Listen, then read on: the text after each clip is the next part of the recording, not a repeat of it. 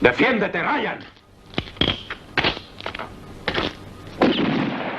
Nada más empezar esta historia, nos encontramos con una brutal masacre ocurrida en una oscura y lluviosa noche, en la que una banda de forajidos asesina a una familia en su casa, y todo bajo la mirada de un niño escondido llamado Bill. Al niño le quedará el recuerdo de todo el suceso, además de grabar en su mente cada uno de los detalles que en un futuro identificará a los asesinos de su familia. Uno tiene un tatuaje de 4 ases de póker en el pecho, otro una cicatriz, otro un pendiente grande en su oreja, otro una cadena con una calavera, y el último simplemente muestra su rostro. Pasado 15 años, el pequeño que se ha convertido en un pistolero diestro con el revólver se cruzará con Ryan, un veterano pistolero que acaba de salir de la cárcel y que también busca a los mismos forajidos que le traicionaron. Se iniciará una interesante relación entre el veterano pistolero y el joven, y Ryan se convertirá en una especie de figura paternal en la vida de Bill, aunque se dará cuenta de que la sed de venganza del joven podría ser un problema. En De Hombre a Hombre nos encontramos con un spaghetti western que ofrece bastantes elementos del subgénero. Por un lado tenemos a un joven apuesto, hábil con el revólver y cuyo objetivo es la venganza. Y por otro lado tenemos a un veterano pistolero, un exconvicto con una cuenta pendiente que saldar, y que no se detendrá ante nada para conseguir sus propósitos. También tenemos a unos villanos sudorosos, fiel reflejo de aquella época. Nos encontramos con un poblado mexicano, muy tétrico, cuya carta de presentación son cuerpos enterrados hasta la cabeza, un manjar para las hormigas, donde lo único que parece que tenga vida es un viento fantasmagórico. Y como no, nos encontramos whisky, mucho whisky. De Hombre a Hombre siente a uno la conexión con Sergio Leone y su famosa trilogía del dólar. Para empezar tenemos a Lee Van Cleef, que participó en 2 películas de la trilogía, un reparto secundario de lujo, con Mario Brega y Luigi Pastilli, ambos rostros conocidos también de la trilogía. Además, la historia fue escrita por Luciano Vicentoni, guionista de Leone, y como no, nos deleitamos con la música de Ennio Morricone, encontrándonos también con los típicos primeros planos, herencia de Sergio Leone, que aplicara en la trilogía del dólar, escenas mostrando rostros y ojos con un excesivo zoom, y todo ello unido con una genial banda sonora compuesta por Ennio Morricone, con sonidos distorsionados, coros de voces y acordes de guitarras que marcan la tensión de la historia. Aunque lo que debió ser impactante en 1967, el año en el que se estrenó la película, fue el suceso inicial, siendo los 10 minutos más inquietantes jamás filmados hasta ese momento, en el que se mostraba a unos hombres blancos disparando y acabando con una familia de la forma más despreciable, muy contrario al western tradicional de Hollywood, que nunca se habría visto a menos que hubiera sido realizado por los indios. Un año más tarde, en 1968, volvería a ocurrir un suceso parecido en el western Hasta que llegó su hora, dirigido por Sergio Leone, donde el malvado Frank, interpretado por Henry Fonda, acabaría también con toda una familia. También cabe destacar la escena final, que tiene lugar en un pueblo mexicano que nos recibe con una tormenta de viento, que marcará un áspero, sucio y arenoso escenario, donde tendremos un tiroteo excepcional, con Lee Van Cleef a pecho descubierto, dando paso a un duelo final que sorprenderá la manera en que acaba. Un enfrentamiento final entre lo que podría llamarse el maestro y el alumno, o el padre y el hijo, que nos recuerda al spaghetti western El Día de la Ira, estrenada el mismo año e interpretada por Lee Van Cleef y Juliano Gemma. En De Hombre a Hombre tenemos un dúo protagonista magnífico, destacando la brillantez de Lee Van Cleef. Para mí la película es una obra maestra del género, aunque no es tan buena como la trilogía del dólar, de la que es influenciada. Aún así, ocupa un lugar muy destacado en el spaghetti western, que los amantes de este subgénero no nos podemos perder. En los próximos vídeos que aparecen en pantalla tienes las curiosidades de la película y más sobre el western.